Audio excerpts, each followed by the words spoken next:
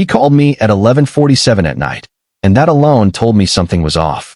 Lucas was the kind of man who would move his own couch, hide his own problems, and smile through a broken rib if he had to. So when I heard his voice and he only said, "Can you come get me?" I was already reaching for my keys. He sent me the name of a place downtown I'd been to once for a birthday dinner.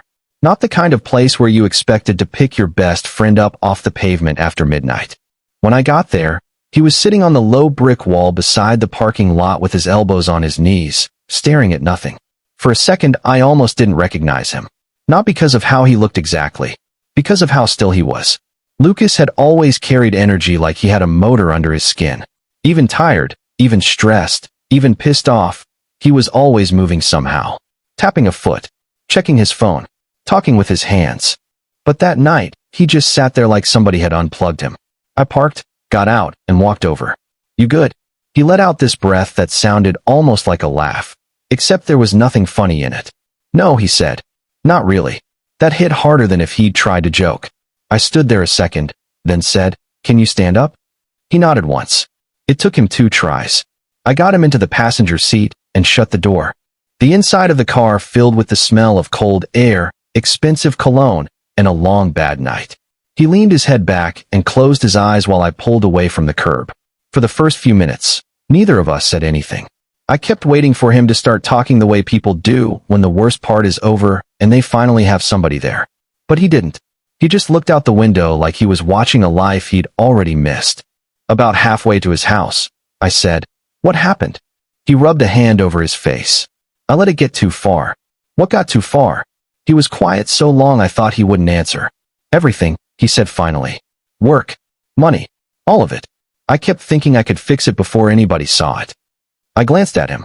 Anybody meaning Claire? He didn't even look at me. Especially Claire. That was the first moment I understood this night hadn't started in that restaurant. It had probably started months ago. Lucas and I had known each other since we were 19. I'd seen him lose deals, get into fights, bury family, build his company from nothing bigger than a rented office and stubbornness. I had never seen him sound ashamed of himself. That was new. And worse than anger. By the time we turned onto his street, he'd gone quiet again. The porch light was on. I figured I'd help him to the door, make sure he got inside, maybe lie for him if I had to, then head home. That was the plan right up until Claire opened the door. The first thing that hit me was not that she looked good, though she did. It was that she looked tired in a way that had nothing to do with the hour. Hair pulled back badly, sweater hanging loose off one shoulder, no makeup, face pale. She looked like somebody who had been standing in the same invisible brace position for months. Her eyes went straight to Lucas, then to me, and I saw 2 things at once. Fear and relief. "Oh, thank God," she said, already stepping aside. Between the 2 of us, we got him inside. He was heavy in that deadweight way where a man isn't fighting you, but he isn't helping either. We got him to the couch instead of trying for the stairs. Claire pulled a blanket from the armchair. I took off his shoes. She tucked the blanket over him without a word. For a minute we moved around each other like we'd done it before, even though we hadn't. I adjusted the lamp lower. She set a glass of water on the table. He mumbled something neither of us caught and turned toward the back cushions. Then the room went quiet. The silence in that house said more than he ever could. If you're enjoying my story, please like and subscribe. I straightened up. He'll sleep it off. Claire nodded, but she didn't move. I grabbed my keys from the table. "I should go?" She looked toward the couch, then toward the kitchen, then back at me. "Would you stay for a coffee?" It wasn't said in a way that made anything ugly out of it. It sounded like what it was. A tired woman who didn't want to be alone with a house full of bad silence just yet. So I said yes. The kitchen light was softer than the living room lamp. She set mugs out without asking how I took mine, then stopped and asked anyway, like her mind was half a step behind the rest of her. "Black," I said. She nodded. "Right." That word stuck with me. Right. Like she already knew it and hated that she did. We stood there while the machine worked. Then she leaned both palms on the counter and said, very quietly, "He didn't tell you either, did he?" "No." She gave one short nod like that confirmed something. And then, little by little, she told me. About the partner who'd moved money where it wasn't supposed to go. About accounts that didn't make sense. About lawyers. About letters Lucas kept hiding in his office drawer. About the way he'd been saying he was just tired, Just busy, just handling it. About how every time she asked what was wrong, he'd tell her he was protecting her, when really he was just shutting another door. I didn't interrupt much. There wasn't anything smart to say. At one point she wrapped both hands around her mug and looked down into it. I kept trying to stay on his side, she said. And I still am. That's the worst part. I still am. But I don't know how to help someone who won't let me stand next to him. I looked at her then. Really looked at her. And she looked back. That was the moment the line showed up. Nothing happened. Nobody moved closer. Nobody said the wrong thing. But something changed anyway, and both of us knew it. Not because we wanted it to. Because the truth had entered the room, and once it did, it made everything feel more exposed than it had 5 minutes earlier. I finished my coffee too fast, thanked her, and left before staying started to feel easy. On the drive home, the roads were empty and black and quiet. I should have been thinking about Lucas, about the mess he was in, about what he needed me to do next. Instead, I kept seeing Claire in that kitchen, holding herself together by habit. And by the time I pulled into my driveway, I already knew I was carrying something I had no business wanting. The next morning, Lucas called me at 9:12. I stared at his name on my screen for a second before answering. Part of me thought he'd pretend none of it happened. That would have been more like the version of him I knew. Instead, he said, "I owe you an apology." His voice was rough but clear, not cheerful, not hiding behind anything either. "You don't owe me that," I said. "I do." He paused. "And I owe you more than that, probably." I sat down at my kitchen table. "How bad is it?" He let out a breath. "Bad enough that I'm embarrassed to say it out loud." "Then say it anyway." There was a long silence, and then, finally, he started talking for real. Not all at once. Lucas didn't work like that. He gave me pieces. His business partner had been shifting money around without telling him. By the time Lucas caught it, contracts were already compromised, accounts were tangled, and a couple of people were asking questions with the kind of tone that meant this was no longer a private mess. He'd spent weeks trying to patch holes himself, convinced that if he could just survive one more day, one more meeting, one more payment, he could fix it before Claire ever had to know how bad it was. Only now it was too big to hide. "Do you have a lawyer?" I asked. "Not one I trust." "I know two. I'll send you both." He was quiet again. Then he said, "I should have called you sooner." That part one believed. He should have. But Lucas had always treated needing help like losing. By noon I'd texted him 2 names, called one guy I knew from an old contract fight, and cleared my afternoon. When Lucas asked if I could come by, I went. He looked better than the night before, but only in the way a man looks better after sleep and a shower. The weight was still there. Claire opened the door this time before I knocked twice, like she'd been half expecting me. She gave me a small tired smile. "He's in the office." Just that. Nothing extra. But even that tiny moment felt too sharp. I stepped inside, thanked her, and kept moving. Lucas's office looked like the inside of his head had spilled onto every flat surface. Printed statements. Legal pads. Open folders. His laptop charging beside a coffee cup that had gone cold hours ago. He rubbed the back of his neck. "I know it's a disaster." "Good," I said. "Because that saves time." He actually laughed a little at that, and hearing it made me feel like maybe he was still in there somewhere. For the next few days, I became the guy who answered when he called and showed up when he needed another set of eyes. I sat with him while he organized timelines, helped him strip the emotion out of emails that were better not sent angry, pushed him toward people who actually knew the law instead of his usual habit of trying to outwork a problem. And slowly, because he had no energy left for pretending, he started acting like himself with me again. That should have made things simpler. It didn't, because Claire was there at the edges of all of it, bringing coffee into the office and leaving without interrupting, asking once, quietly, whether Lucas had eaten, texting me a thank you after I left one night when he was too wrung out to speak. Nothing improper, nothing I could point to, but every small contact landed harder than it should have. A week later she asked if I had 10 minutes to meet near her office. I almost said no. I knew better than to create a private space with her if I didn't absolutely have to. But she said it was about Lucas, and that part was true enough that I couldn't hide behind caution. We met at a coffee place on a corner downtown where people came in suits and stared at laptops. Safe, bright, public. She was already there when I walked in, hands around a paper cup, shoulders tight. She looked more put together than the first night, but not rested. More like someone doing her best impression of okay. "Thanks for coming," she said. Of course. For a while we talked exactly the way we were supposed to. About Lucas. About whether he was listening to the lawyer. About what he was saying versus what he was avoiding. About how he seemed a little more present, a little less shut down. Then she looked down at her cup and said, "He trusts you more than anybody." I didn't answer right away. She lifted her eyes to me. "I'm glad he does." There was something in the way she said it that made the noise of the whole place fall back for a second. I should have kept it simple. Should have just nodded. Instead I said, "That trust matters to me." She held my gaze a little too long. Not enough for anyone else to notice. Enough for me to feel it. "I know," she said. That was it. 2 words.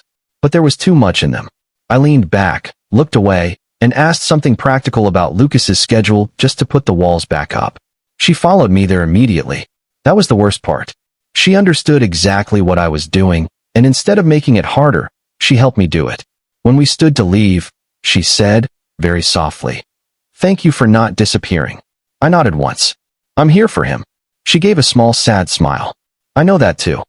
After that, I made a decision. I still answered Lucas's calls. Still helped. Still showed up. But I stopped lingering if Claire was the only one in the room. I kept our messages short. Useful. Clean. I gave the connection nowhere to grow. And she noticed. Of course she noticed. She never complained, never pushed, never tried to pull me back in. She respected the distance immediately. That should have made it easier. Instead it made me want her more, because it proved this thing between us wasn't cheap. It wasn't built on sneaking around or saying reckless things. It was built on both of us seeing the edge clearly and refusing to step over it. Doing the right thing should feel clean. Most days, it just felt like losing something before I'd ever had the right to touch it. I chose my best friend's trust over my own heart. Was I right to step back, or is love worth the betrayal? Let me know in the comments.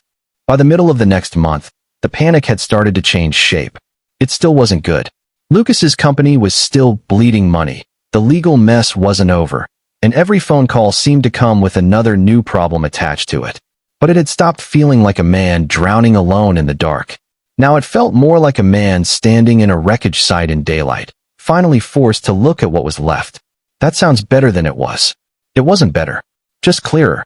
He started calling me less late at night, and more in the middle of the day. That alone told me something had shifted. He was sleeping again, at least a little. Eating more than coffee and whatever protein bar he found in the car. Showing up to meetings looking like a human being instead of someone who hadn't been fully present in weeks. One Tuesday afternoon, I met him outside the lawyer's office after a long meeting. He loosened his tie, looked up at the sky like he'd forgotten weather existed, and said, "I think this might actually stay survivable." I gave him a look. "That your professional legal opinion?" "It's my exhausted idiot opinion." "That sounds more accurate." He smiled, and for the first time in a while it looked natural. We ended up at a place nearby with decent burgers and bad coffee. He ate like somebody remembering food had a purpose. For a while we talked business, numbers, timelines, all the practical stuff that had taken over his life. Then, somewhere between fries and the second refill, his face changed. Not dramatic, just flatter. He set his cup down and said, "Claire and I tried to have dinner last night without talking about any of this." I waited. We made it 12 minutes. I didn't say anything, because I knew this wasn't really about dinner. He stared at the table. That should have been a break, right? 1 normal hour.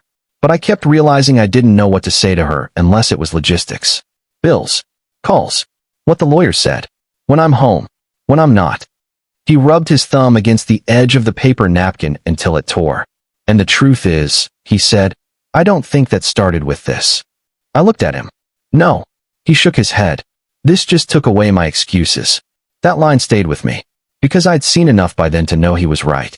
The business problem had cracked things open, but it hadn't built the distance in that house. That had been there already. In the pauses. In the careful way Claire asked him things. In the way he answered like every conversation was something to manage instead of step into. Still, hearing him say it out loud felt different. A week later I was at his place again, helping him organize paperwork before another meeting. Claire was home. I could hear cabinet doors in the kitchen, water running, the ordinary sounds of someone living in the next room. Lucas kept losing focus. Not on the documents. On everything else. Finally, he put one file down and leaned back in his chair. "I think she's done being patient with me," he said. I kept my eyes on the stack in front of me. Maybe she's done being shut out. He nodded slowly. Yeah. There was no anger in him when he said it. That was the part that mattered. If anything, he sounded tired in a cleaner way than before. Less panicked. More honest. That night, as I was leaving, Claire walked me to the door because Lucas had taken a call upstairs. We stood there in that narrow, quiet space where people usually say easy things. Is he doing better? She asked. Some ways, yes. She nodded, like she already knew what the other ways were. I should have left it there. Instead, I said, he's at least telling the truth now. Her eyes met mine for a second. Sometimes the truth comes late. There was too much in that sentence for the space between us. I opened the door before either of us could make it worse. Then, 2 weeks after that, Lucas called and asked me to come over. Just me. No paperwork. I found him in the backyard with 2 beers already open on the table between the chairs. The air had turned cool again. He looked strange in a way I couldn't place at first. Then I got it. He looked relieved. Not happy. Definitely not happy. But like a man who had finally stopped lying to himself and was too tired to start again. He handed me a bottle, sat down, and said, Claire and I are separating. He said it plainly. No build-up. No performance. I sat across from him and waited. We talked for hours last night, he went on. Really talked. Probably more honestly than we have in years. He stared out into the yard. And once we started, there was no point pretending this was only about the company. That just forced us to admit what was already broken. I took a drink and said nothing. He looked over at me. I kept thinking if I fixed work, everything else would snap back into place. But that was just me bargaining with reality. There wasn't much to say to that either, so I let him keep going. She's not wrong, he said. About any of it. I disappeared a long time before all this. I just did it slowly enough to call it responsibility. He laughed once, bitter and tired. Turns out being needed is not the same thing as being present. We sat with that for a while. Then he said something I didn't expect. You showed up. I looked at him. Of course I did. No. He shook his head. I mean when I was at my worst. When I was lying to everybody, including myself. You still showed up. He didn't say anything else after that, but I knew what was inside it. Trust. Gratitude. Maybe even an apology for all the months he'd gone missing while still standing in front of people. And that made what I was carrying feel heavier, not lighter.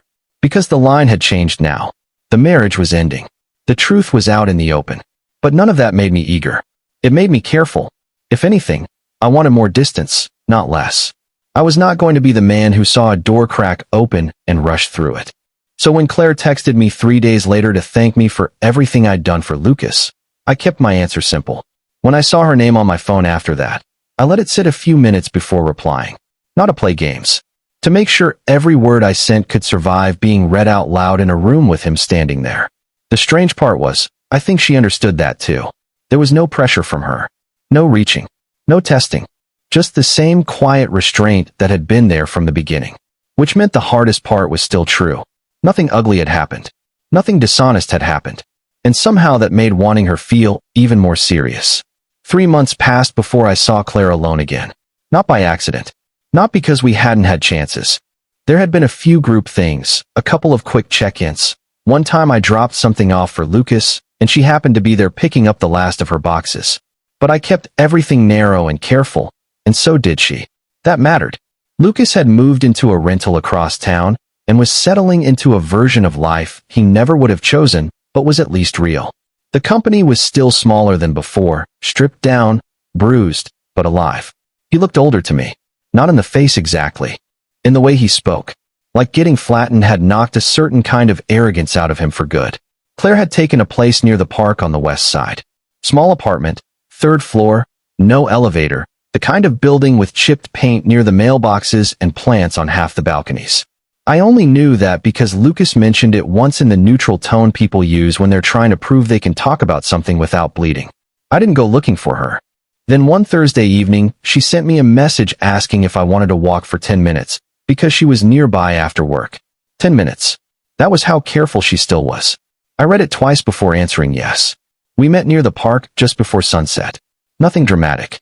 Joggers passing by, kids shouting somewhere near the swings, people walking dogs like it was any normal evening in any normal city. She wore a dark coat and had her hands in the pockets when I saw her. For a second, we just looked at each other with that strange awareness people get when too much time has passed, and not enough has changed underneath it. You look good, I said. She smiled a little. You too. Then we started walking. At first we talked about ordinary things, almost on purpose. Work. Her new place. The fact that her upstairs neighbor seemed to own a chair made entirely of noise. The fact that Lucas had apparently learned how to cook 3 things, and was now acting like he'd crossed an ocean alone. That made us both laugh, and I needed that more than I realized. Because beneath it all, there was still that other conversation waiting. The one that had started months earlier in a kitchen neither of us had forgotten.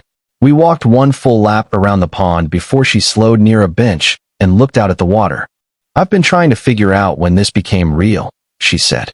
I stayed standing for a second, then sat beside her. Not too close. I think we both know, I said. She nodded once. That night. Yeah. There it was. No pretending. The wind moved a strand of hair across her face, and she tucked it back, buying herself a second.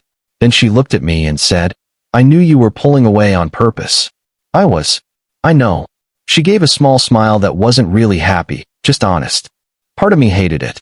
Part of me was relieved you were doing it. I looked down at my hands. I didn't trust myself to stay close and keep it clean forever. She let that sit between us. Then I said the thing I'd been carrying for too long to dress up. I wanted you earlier. Her eyes didn't leave my face. I know, she said quietly.